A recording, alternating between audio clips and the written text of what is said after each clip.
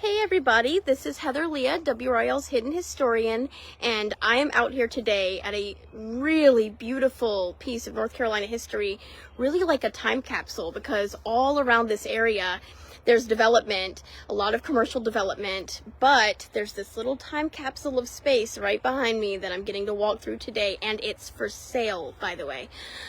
So I'm going to turn the camera around in a second, but this is Mary Oaks. There is a home behind me that's about 150 years old. It could be even a little older. We're going to go inside, and then there's a general store right behind me. They are absolutely beautiful, so cool inside. And then a post office. So this is literally a time capsule of North Carolina history, and we're going to take a look around today. So that right there is the post office, and again, this area is called Mary Oaks. That's where we are today, and it's in Chatham County. So that's the post office over there, and what I've been told is this railroad line goes through right here, that back in the 1800s, early 1900s, the railroad would come by and they would basically take the mail from the post office right there. We'll go take a closer look, but then we're going to go inside the main house and we'll go inside the general store. This really is like stepping into a small town, right? What's left of a small town, Mary Oaks. Now, Mary Oaks is still a community today, but in the 1950s, it was officially kind of taken off, like it was not considered an address anymore. So Mary Oaks is kind of the little town that was, and in many ways is still trying to preserve the history that they have left. So this is the post office. Now I've been told there's nothing interesting inside there, but look at this cistern. Apparently that's been used for storage for several years now, but we can take a look at the outside here. And what they would do is they would take the mail from inside this post office and they would hang it up right there by the railroad. And as the train went by, they would just go by and the engineer would reach his arm out and he would grab that mail and take it on his way.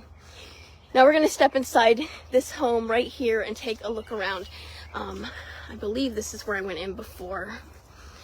So this land and these homes are for sale. We're working on a story right now that will be on WRAL.com tomorrow. It's going to have a lot more information about how to purchase this property if you're interested. But what I've been told is that this land and this property has been here since at least the mid-1800s, but possibly even earlier than that. Looks like this is called the Stevens House. They've got circa 1870, but again, they've told me this is what it is with hidden history, right? You never know completely for sure because you're working with finding these old documents and oral histories to try and figure out exactly how old all this is and what its story is. So we're going to step inside and take a look around this house. Absolutely love the front porch here. It feels like you're stepping back in time and just looking out over this farm. Apparently, there was a woman who lived here most recently for about 40 years until about 2008. So she had been here in the 70s and she would have parties out here. They'd come and they'd play music. She apparently had a farm out here, so she had farm animals.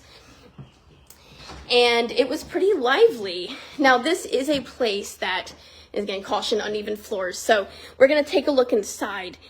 A lot of the history is still in here, and you can really see kind of the age of the house by looking at some of the original stuff, as well as, of course, there's newer things in here. This is the general store, what it used to look like. Yates Thomas General Store, and this picture seems to be from 1888. And we are going to step inside that general store. That's right next door. And then here's a picture of the post office. Looks like maybe an artist's rendition, I'm guessing. So we'll step inside. Now this house has 3 stories, 3 floors. So we're going to take a look, and I will get lost in here 100% because it's so big. Looks like there's a bedroom back here. This is really cool, this like screened in back porch area. And so I know that they're selling this property right now. The list price, I've been told, is about $500,000. Given how close we are to the Triangle area, that's pretty amazing to me. And again, it's got the house as well as the general store and the post office. But of course, you know, they're hoping that whoever buys it will have a love of history and want to preserve and renovate these historic buildings. And of course, the current owners, I think, are dreaming and hoping that someone will buy this property and maybe turn it into an event space, or a family home, maybe an Airbnb. But it really is like a time capsule of North Carolina history out there. Your great-great-grandmother was a teacher there. That's amazing. Yes, I did read in the history books that there was a school. So the history of Mary Oaks, let's talk about that while we're walking through this beautiful home. That's interesting. Apparently the woman who lived here for 40 years was an artist. So you're going to see some of her art hanging around as we walk through the home. So Mary Oaks, this is what I have read about Mary Oaks. Now, I'm not the authority in Mary Oaks history, but from what I've read, look at these doors that you have to open to get to the stairs. Pretty cool. As I try not to hurt anything and get through. There we go. All right. So apparently Mary Oaks came from originally that there were oaks that surrounded the area. There was basically a circle of oak trees, and so inside of those oaks was Mary Oaks, the Mary Oaks community. And in fact, apparently the Mary part came from that the men would be out here, they would have music and they'd have drinks, and there would just be a lot of fun going on out here, and some old furniture hidden in here. And they'd be having so much fun that they would get a little bit too excited on their drinks, and they would decide to race their horses at breakneck speed around the rim of oaks. And so that's where the merry part came from, because it was fun. It was a merry old time in Mary Oaks. And so this community dates back at least to the 1800s. This is an interesting piece of art in here. I'm reading, she lived in Apex, commuted by wagon every day, educated at Meredith. She was an Upchurch. This is in the comments. We've got someone saying that their great-great-grandmother lived in Apex and actually commuted here every day to teach by wagon. So that is definitely gives you a sense of the community that was out here. Very small, very rural. All right, let's read this.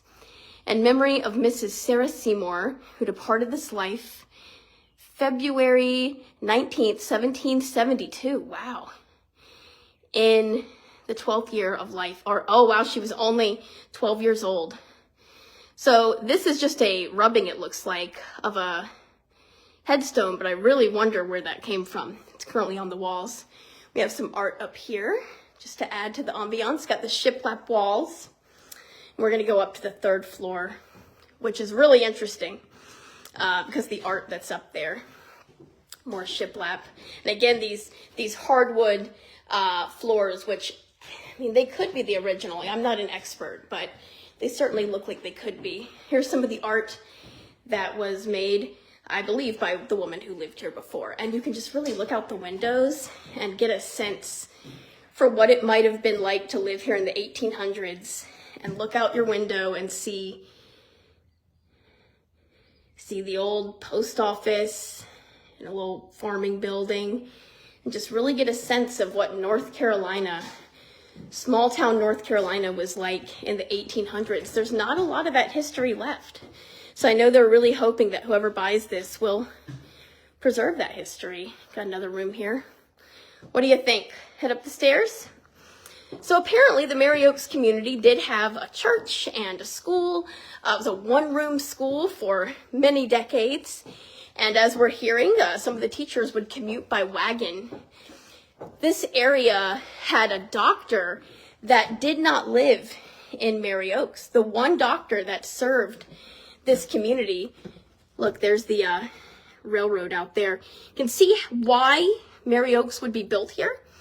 Because in the 1800s, you would want to build by a railroad. That is what would help bring money and supplies. So the fact that it's sitting by the railroad just really gives it that sense of history as well. Lynn, this is called Mary Oaks. It's not far from Apex or Holly Springs. It's in Chatham County. Apparently the woman that lived here before did like to collect hubcaps. So she's got a hubcap collection hanging on the walls, really interesting. And here is the upstairs. I find this fascinating. You can see the shape of the rooftop creating the ceiling shape in here. It's really, I could picture this being a book nook. I certainly would use it that way. Sit in the window and look outside and read. And you can imagine that might be what people did here 150 years ago. We're gonna look in this room too. Look out some of the windows. And then we're gonna go into the general store. There's the general store right next door. And we'll show you both the inside and the outside of that. So again, really like a time capsule as Chatham County really builds and develops around this area. This little piece of Chatham County has held its history, has really held on to it. They're really hoping that whoever buys this land will continue to protect that history. I know I certainly am, and I believe the current owners are too. So we're gonna go downstairs and we're gonna take a look at the general store. Just wanted to look out that window one last time. Really pretty. All right, let's go downstairs. Head over to the general store. So again, the doctor that lived here, sorry, he didn't live here. The doctor that was the doctor to the people who lived here. The doctor to the people of Mary Oaks. He lived in Moncure, apparently. His name was Dr. Strickland. And so if you can imagine, in the late 1800s, early 1900s, you couldn't just go to the doctor if you got a cold or if you got sick. And he was their doctor during the Spanish flu epidemic of 1918. And apparently, according to the history that I've read, he really pulled them through that epidemic with very few deaths. In fact, this community of Mary Oaks was virtually untouched from what I've read. But Dr. Strickland, their only doctor, did not live nearby. He lived across the river, I think the Hall River, in Moncure. And apparently, if you were sick and you really needed to see a doctor, but it had just rained, it would be very difficult for him to get across the Hall River and get to you. So this is kind of the community that they lived in back then. And, you had to wait for the weather to cooperate. No matter how sick you were, it would be very difficult to get across that river. Thank you, Allison. I appreciate that. I love exploring places like this and showing it to all of you. So again, we got a one-bedroom schoolhouse. We have one doctor. And this place here, this Mary Oaks, is really the time capsule of that history. All right, let's go over to the general store now. And I'll walk you around the front porch here too, which is really cool looking. Again, there's the post office. So you can really see how close together everything was. You have a house right here, and then a post office right next door. That's pretty convenient. But of course, the doctor, he's across the river. And then here's the front porch. Really cool art here. Again, you can really just picture sitting out here in the 1800s. And by the way, I believe there's 3.3 acres of land that comes with this. So for anyone who is interested in buying it, this property comes with the 3 buildings here. And then I believe it's 3.3 acres. But again, you're going to have to look at the story. I'll put a web story up tomorrow, and it's going to have all the details in there, as well as a lot more history. Because while I'm walking and talking, I can't necessarily cover everything. So here's the general store. Let's take a look at it. Then we'll step inside, and then I'll show you the back. Because the back of the general store, to me, was even cooler than the front. So take a look at the general store out here. So again, we're getting a sense of what it would have been like to live in rural North Carolina in the 1800s and early 1900s. There's the house that we were just inside. And the sunlight, it really brings out that yellow. And then of course there's the, see there in the background, there's the post office. And then here is the general store. All right, now the general store was the Thomas and Yates General Store. I do not know, I'm gonna try to look into it. I do not know if it's the same Yates family that had Yates Mill, but my sense is probably yes. We're gonna go inside, but I wanna show you the back of this first, because the back of the store is really cool looking too. So my sense is possibly Yates family related to Yates Mill. Now I do know that there was a grist mill that served this community. Of course there would have been, right? So you've got your one-room schoolhouse, you've got your doctor across the river, Dr. Strickland, and then you've got your church, and then you have your general store, your post office, what looks like it probably would have been a well. That's what it looks like to me. I bet that was a well at some point. And then you have your general store right next door, and then the grist mill. You can see the fence here. Absolutely, I love this, so beautiful. Fence door, gate. It is, we're all related. The Yates, Mills, Upchurch, and Jinks were all connected. Well, thank you. I'm assuming it's Katie. Thank you for sharing that. It looks like we have someone here who knows a little bit about this history. So thank you, and feel free to comment and share those tidbits. So yeah, it does sound like the Yates family that owned this general store, it seems like they probably owned Yates Mill as well and were connected. And that makes sense because this area, right, this area has the Pea Ridge community, Seaforth, New Hill, Bonsall, Friendship, and all of these areas. This is the back of the general store, by the way. I just think it looks really cool, and I wanted to show it to you, but now we're going to go inside. So these areas were all these little small towns, but let me tell you what happened to so many of the small little rural towns, just like this one, that were in this area. Many of them are underneath Jordan Lake. So one reason I'm so excited to see this is that this is very likely what it looked like before Jordan Lake was built. Because when Jordan Lake was created, they flooded a bunch of small towns just like this one, right? So this kind of gives you a snapshot. If some of you have seen, I've done several stories of the ghost town underneath Jordan Lake, or well, ghost towns really. And I actually, when the water levels at Jordan Lake went down this few months ago, went out there and we were able to actually see the remnants of what was underneath Jordan Lake. Maybe I need to go in the front door. I'm going to go around to the front door, y'all. All right, going to go to the front door. So this really gives you a sense right here. When I say it's a time capsule, and I know I keep repeating it, but I'm serious. Many of these houses that date back to the 1800s, or these small towns, they have been destroyed by whether developers, some of them are underneath Jordan Lake itself. So in fact, the grist mill that served Mary Oaks, that's this community, it was on Pea Ridge Road. And again, the Pea Ridge community is one of those communities that was lost beneath Jordan Lake. So that grist mill that served Mary Oaks right here, it's very likely under Jordan Lake. And again, probably torn down. I don't think it's just sitting under their whole. And you can see here, we got the Yates store, 1893.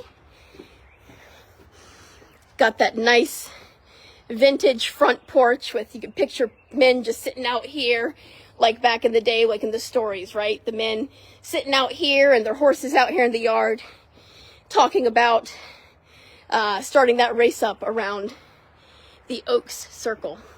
So we're going to step inside here. Hope they didn't lock it. They didn't. They left it for me. Thank you. So, all right. This is, obviously does not look like a general store today, right? But we are inside the general store. Looks like in more modern times, they may have, you know, renovated, pulled out. You can see actually, it looks like where some of the shelves probably used to be. And it's really cool to look out the window and see the old-timey homes of Mary Oaks out there. I feel like when you look through these windows, you just really get a glimpse of the past, of history. of what it would have been like to live here in the 1800s. That's why I'm so passionate about saving places like this, because when you lose this history, it's gone, and you lose that snapshot, and you can't, I mean, walking through here really gives me a sense, I hope it does for you too, gives me a sense of what it would have been like to live in North Carolina in 1870, 1890, and to keep some of that history alive. Here's some of the art. I really like the art they have hanging in here. Again, I think it's made by the woman who lived here for about 40 years. She apparently had parties out here too, and people would come out here and do art. So I believe that this maybe was like a storage room for the general store.